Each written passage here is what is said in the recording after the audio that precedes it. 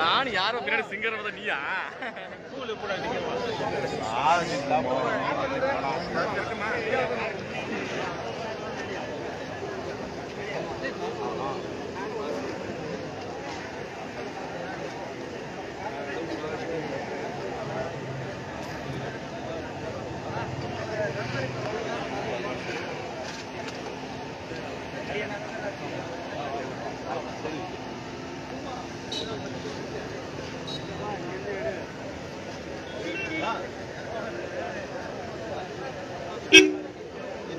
அண்ணா இப்படி இப்படி விட்டுறேன் எப்படி வேணா அண்ணா இப்படி இல்லை வண்டி இப்படி போகுது வழி விட்டுனா அண்ணா அப்படி விட்டுனா ஒன்று கொஞ்சம் ஒன்று கொஞ்சம் உள்ள போனா அண்ணா ஒன்று கொஞ்சம் உள்ள வண்டி இப்படி போகுது அண்ணா அண்ணா கொஞ்சம் அண்ணா நவுந்து ஒரு சைடு ஒன்று சைடு போயிண்ணா அண்ணா கொஞ்சம் பின்னாடி வந்தண்ணா லைன் வந்து அண்ணா கொஞ்சம் இல்லை வேறு என்ன தம்பி போட்டு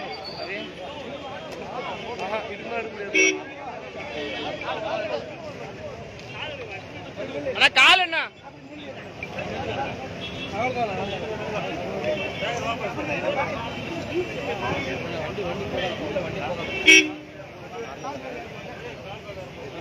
அண்ணா லைட்டா வலி அப்படியே வலி விட்டுனா அண்ணா இன்னும் கொஞ்சம் பின்னாடி போனா அண்ணா வண்டி வளையுதுண்ணா அண்ணா வண்டி வளையுதுண்ணா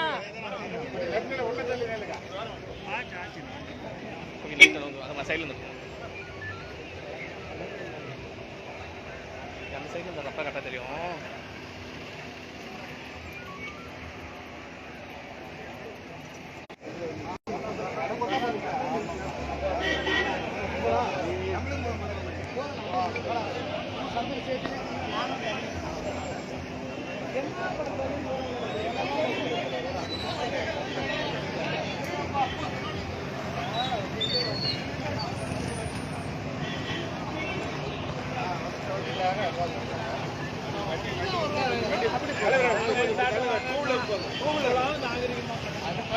டேய் மறையுதுடா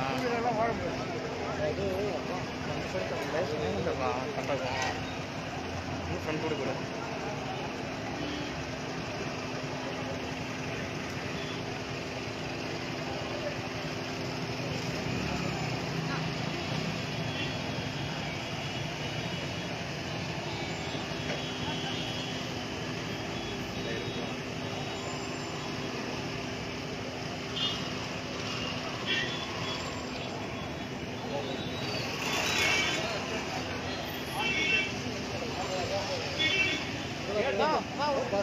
ஏய் யாரா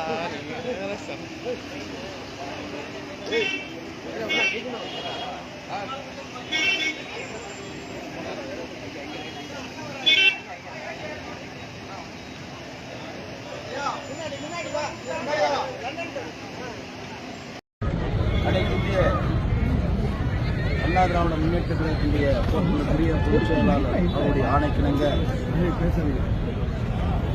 ஆட்சி நடத்திக் கொண்டிருக்கின்ற திராவிட முன்னேற்ற கழக அரசில் அங்கம் வைத்துக் கொண்டிருக்கின்ற சட்டமன்ற உறுப்பினர் திரு கருணாநிதியுடைய குடும்பத்தில் பட்டியல பெண் குழந்தை பாதிக்கப்பட்டதை கண்டித்து கண்டன ஆர்ப்பாட்டம் நடைபெற்றது. அந்த பெண் பிள்ளைகளுக்கு உரிய வகையில் வழக்கு பதிவு செய்து நீதி வழங்க வேண்டும் என்று இந்த ஆர்ப்பாட்டம். அதோடு மட்டுமல்லாமல் பாதிக்கப்பட்ட பெண்ணுக்கு உரிய நஷ்டீடை இந்த அரசு வழங்க வேண்டும் என்று இந்த ஆர்ப்பாட்டத்தின் வாயிலாக தெரிவித்துக் கொள்கிறோம். அதோடு மட்டுமல்ல, தமிழகம் முழுவதும் சட்டம் ஒழுங்கு பாதிக்கப்பட்டிருக்கிறது. உதாரணத்துக்கு எடுத்துக்கொள்வோம் என்று சொன்னால், பத்திரிகை பணியாற்றிக் கொண்டிருக்கிற நியூஸ் 7 பத்திரிகைகளை பணியாற்றிக் கொண்டிருக்கின்ற இருவரையே பலமுறை காவல் நிலையத்திற்கு மனு கொடுத்தும் கூட, புகார் அளித்தும் கூட, யார் தன் மீது தாக்குதலுக்கு வருகிறார்கள் என்று ஆதாரப்பூர்வமாக கொடுத்து கூட இந்த காவல்துறை நடவடிக்கை எடுக்கவில்லை. அவர் மீண்டும் தொலைபேசியில் தொடர்பு கொண்டிருக்கின்ற பொழுதே வெட்டுகிறார்கள். அப்படி என்று சொன்னால், இந்த போராட்டம் கொண்ட அந்த கும்பல் எவ்வளவு துணிச்சலோடு தன்னுடைய செயலை செய்கிறது. இந்த அரசு அதை பார்த்துக் கொண்டிருக்கிறது. அதை கண்டித்தும் இந்த ஆர்ப்பாட்டத்தை நாங்கள் முன்வைத்திருக்கிறோம். நம்முடைய மாவட்டத்தை எடுத்துக்கொள்வோம் என்று சொன்னால், நம்முடைய ஓசூர் பகுதியில், சுற்றுவட்டார பகுதியிலே இந்த 2-3 மாதத்திற்குள்ளாக 20க்கும் மேற்பட்ட கொலைகள் நடந்திருக்கிறது. அந்த கொலைகளுடைய மூலம் என்னவென்று பார்த்தால் எல்லாம் ஆதாய கொலைகளாக இருக்கிறது. இந்த ஆதாய கொலை நடைபெறுவதற்கு காவல்துறை மெத்தனமாக இருக்கின்ற காரணத்தினால்தான் இது போன்ற ஆதார கொலை நடைபெறுகிறது. இதையெல்லாம் கண்டித்து தான் பொதுச் செயலாளர் அவர்கள் ஆணை பிறப்பித்தார்கள். அந்த ஆணையப்படி ஓசூரிலும், அந்த மேற்கு மாவட்டத்தின் சார்பாக ஓசூரிலும், கிழக்கு மாவட்டத்தின் சார்பாக கிருஷ்ணகிரியிலும் இந்த ஆர்ப்பாட்டம் நடைபெற்றது என்பதை தெரிவிக்கிறது. இன்று இடைக்கால பட்ஜெட் கூட்டத்தொடர் நடக்குது. பட்ஜெட் தாக்கல் செஞ்சிருக்காங்க. பெட்ரோல் டீசல் மீதான விலைகள் பற்றி எதுவும் ஒரு தாக்கல் செய்த நிதிநிலை அறிக்கை ஒன்று தெரியவில்லை. காரணம் என்னன்னு சொன்னால், நாங்கள் 10 மணியிலிருந்து இந்த ஆர்ப்பாட்டத்தில் கலந்து கொண்டிருக்கிறோம். இனிமேல் தான் அது என்ன என்று தெரிந்து பாஜகவுடைய 10 ஆண்டு கால ஆட்சியில் 7 ஐஐடிகளும் 19 எய்ம்ஸ் மருத்துவமனைகள் நிறுவப்பட்டதுன்னு சொல்றாங்க. ஆனால் மதுரையில் கொண்டு வரப்பட்ட எய்ம்ஸ் மருத்துவமனை இந்த வரைக்கும் வழங்கப்படும். முதலில் மத்திய அரசை உயர்த்தி பிடித்து பேசுகின்றவர்கள் என்று புரிந்து கொள்ள வேண்டும்.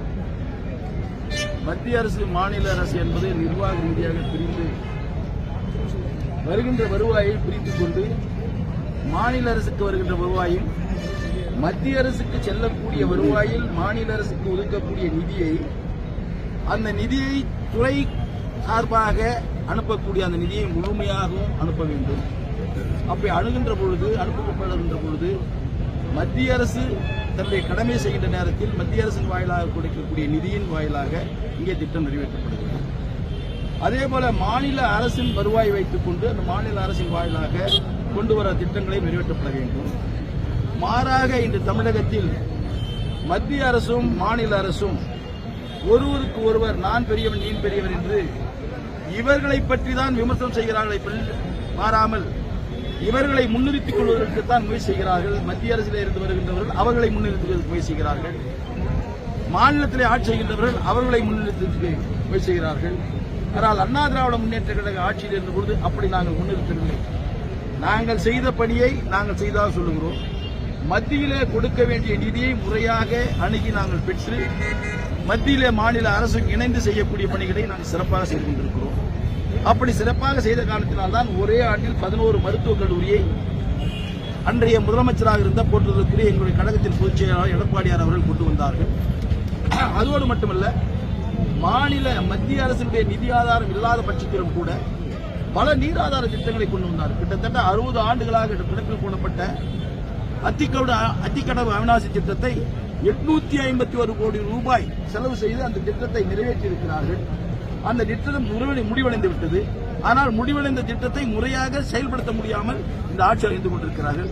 எனவே மத்திய அரசு இங்கே வந்து உட்கார்ந்து கொண்டு நாங்கள் அதை செய்தோம் இதை செய்தோம் என்று சொல்வதை விட மாநில அரசு செய்ய வேண்டிய கடமையை செய்து மத்திய அரசு கொடுக்க வேண்டிய நிதியை கொடுக்க வேண்டும் என்று மத்திய அரசு கேட்டுக்கொள்கிறோம். மத்திய அரசிலிருந்து வருகின்றவர்கள் இங்கே மிகப்பெரிய புயல், ஜிக்ஜாம் புயல் பாதிக்கப்பட்டது. அதே போல கடுமையான மழை, வெள்ளம், தூத்துக்குடி, திருநெல்வேலி போன்ற மாவட்டங்கள் மிகப்பெரிய அளவில் பாதிக்கப்பட்டது. மத்தியிலே இருந்து நிதியமைச்சர் அவர்கள் வந்தார்கள். வந்து பார்வையிட்டுவிட்டு அவர் சொன்னார்கள், நான் மேலே போய் சொல்லுகிறேன் என்று சொன்னார்கள். ஆனால் இந்த மண்ணுக்கு சொந்தக்காரர் என்று சொல்லிக் கொள்கிறார் அவர். மேலே போய் சொல்லுகிறேன் என்று அவர் சொல்லிவிட்டு சென்று விட்டார். அதோடு மட்டுமல்லாமல் நாட்டினுடைய பிரதமர் அவர்கள் வருகிறார்கள். அவரும் ஒரு நிகழ்ச்சியிலே பங்கு பெற்று அவர் மாநில முதலமைச்சர் சொன்ன கருத்துக்கு மாறாக நாங்கள் ஏற்கனவே தமிழகத்திற்கு இவ்வளவு நிதியை கொடுத்து விட்டோம் என்று சொல்லி சென்று விட்டார். ஆனால் 2 அரசும் பாதிக்கப்பட்ட மக்களை பற்றி கவலைப்பட்டதா என்று சொன்னால் இல்லை.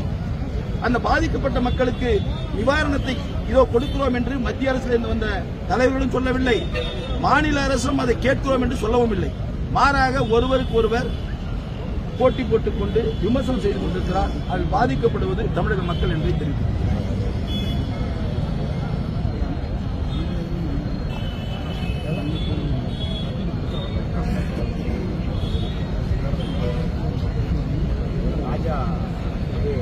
எம்ஜிஆர் அவர்கள் பற்றி மிகப்பெரிய வேதனை. வேதனை. அண்ணா பெருமை அவர்கள் ஒரு கருத்து சொன்னார். காங்கிரஸ்காரர்கள் விமர்சிக்கிற போது மாற்றான் தோட்டத்தின் வெள்ளைக்கு மனம் அவர் வழியிலே வந்தவர்கள் நாங்கள். அவர் வழியில் வராத ஒரு நபர் ஏதோ மறைந்த முன்னாள் முதலமைச்சர் திரு கருணாநிதியை தலைவனாக ஏற்றுக்கொண்டு வந்தவர். தரம் தெரியாமல் பேசுகிறார். அறம் என்ன என்று தெரியாது. புரட்சித் தலைவர் எம்ஜிஆர் அவர்கள் அரசியலில் ஆட்சியில் கோலோச்சுவதற்கு முன்பாகவே தான் நடிப்புத் துறையில் சம்பாதித்த சொத்துக்கள் எல்லாம் ஏழை எளிய மக்களுக்கு கொடுத்து 8வது வள்ளல் என்று பொதுமக்களால் தாய்மார்களால் போற்றப்பட்டவர் புரட்சித் தலைவர் எம்ஜிஆர். ஆட்சிக்கு வந்து 10 ஆண்டு காலம் அவருடைய தலைவர் திரு கருணாநிதி அவர்கள் கடுமையாக போராடி பார்த்தார். அவர் கூட இவரைப் போலவே மலையாளி என்று சொன்னார் திரு கருணாநிதி. நேற்று பெய்த மழையிலே இன்று முளைத்த காலம் என்று சொன்னார். தலைவன் எப்படி அப்படிதான் தொண்டர்கள் இருப்பார். ஆனால் அந்த 10 ஆண்டு கால ஆட்சியில் புரட்சித் தலைவரை வெல்ல முடிந்ததா என்று சொன்னால் இல்லை. நான் காலுக்கு செருப்பாக இருப்பேன் என்று கூட சொல்லி பார்த்தார் திரு கருணாநிதி அவர்கள். என்னுடைய நண்பர் என்று சொல்லி பார்த்தார். கடைசியில் என்னுடைய நண்பர் 40 ஆண்டு கால நண்பர், நீங்கள் என்னை வெற்றி பெற செய்யுங்கள், மருத்துவமனையில் வந்த உடனே நான் அவருக்கு பதவி கொடுத்தேன் என்று சொன்னார். ஆனால் புரட்சித் தலைவர் எம்ஜிஆர் சொன்ன ஒரு கருத்து, கருணாநிதி என்பவர் தீய சக்தி என்று சொன்னதை மக்கள் மனதிலே நிறுத்தி அவர் மறைகின்ற வரையில் இந்த நாட்டிற்கு தலைவர் எம்ஜிஆர் தான் என்று பல கோடி தமிழ் மக்கள் ஏற்றுக்கொண்ட ஒரு தலைவரை மிக சாதாரணமான ஒரு மனிதர், கேவலமான ஒரு மனிதர் இது போன்ற கருத்தை சொல்கின்ற பொழுது அவரை பற்றி பேசுவதே வெட்கக்கேடாக நான் கருதுகிறேன். இந்த கோயம்பேடு பேருந்து நிலையத்தை பூங்காவா அமைக்க மாற்ற போறோம் அப்படின்னு சொல்றாங்க. இதுல அரசியல் கால் பிடிச்சிருக்காங்க. ஏன்னா மறைந்த தமிழக முதல்வர் அவர்கள் தான் அந்த பேருந்து நிலையத்தை கட்டி அமைச்சாங்க. அதே மாதிரி அதற்கு பெயர் சுற்று விழாவும் மறைந்த தமிழக முதல்வர் பேர் தான் இருந்திருக்கு. இதை திடீர்னு அதை பூங்காவா மாத்திரன்றதுல திரு ஸ்டாலின் அவர்கள் இந்த 3 ஆண்டுகால ஆட்சியில் இந்த மக்களுக்கு எதை செய்தாரோ இல்லையோ தன்னுடைய தந்தையினுடைய திருப்பெயரை எங்கெங்கெல்லாம் வைக்க வேண்டுமோ அங்கெல்லாம் வைத்து விட்டார். எங்கெல்லாம் சிலை வைக்க வேண்டுமோ அங்கெல்லாம் சிலை வைத்து விட்டார். மாடு ஓட்டுகின்ற இடத்தில் கூட இவர் பாடம் புத்தகத்தை பிடிப்பதை போல ஒரு சிலை வைத்து விட்டார்.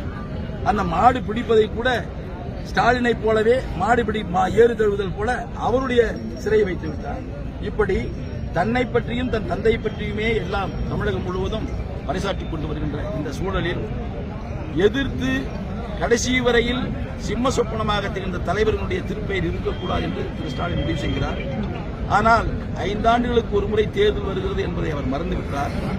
வருகின்ற 2026 மீண்டும் புரட்சித் தலைவர் எம்ஜிஆர், புரட்சித் தலைவர் அம்மாவினுடைய ஆசியோடு புரட்சித் தலைவரும் புரட்சித் தலைவருடைய உண்மையான தொண்டராக செயலாற்றிக் கொண்டிருக்கின்ற எங்கள் தலைவர் எடப்பாடியார் மீண்டும் ஆட்சிக்கு வருவார்.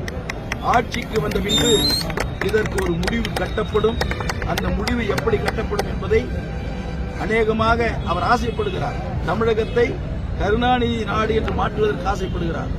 மாறாக மீண்டும் ஆட்சிக்கு வந்தால் கருணாநிதி என்ற பெயரே இல்லாமல் செய்து விடுவோம் என்பதை தெரிவித்துக்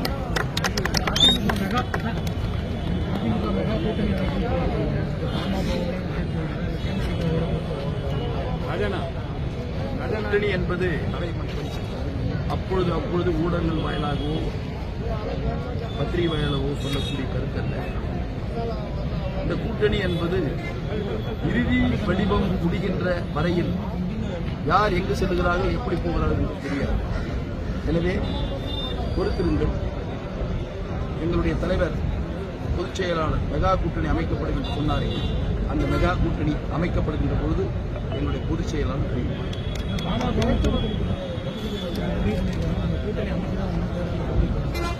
நாங்கள் தெரியல என்ன பேசினது இல்லை. நாங்கள் ஆர்ப்பாட்டத்தில் ஐயா அவர்கள் என்ன முடிவெடுத்திருக்கார் என்று தெரியவில்லை. நன்றி.